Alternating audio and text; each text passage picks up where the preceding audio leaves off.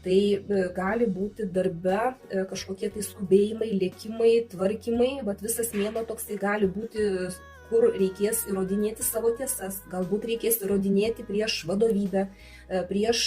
klientus, tai, kad jūs esate teisus, galbūt apginti savo nuomonę kažkurioje tai vietoj, galbūt sutartis kažkokias tai apginti, tai, kas jums yra svarbu, bet toks gali mėnuo būti truputį su pasikapojimais, su pasiginčinimais, su tiesų ieškojimais. Tiems, kas turi savo verslą, kas dirba savo, čia irgi kardai krenta, bet jau čia kardų septintukas. Čia jau reikės diplomatijos jūsų veikloje, reikės ir pagudrauti kažkokiose tai vietose, galbūt galite susidurti ir su kitų aplinkoje gudravimu, kas norės jums galbūt sutartį kažkokią pakišti, kuri jums nenaudinga, galbūt kažkurioje tai vietoj palaviruoti, kad išlystų sausi iš kažkokios tai situacijos. Čia reikėtų labai atidžiai skaityti sutartis,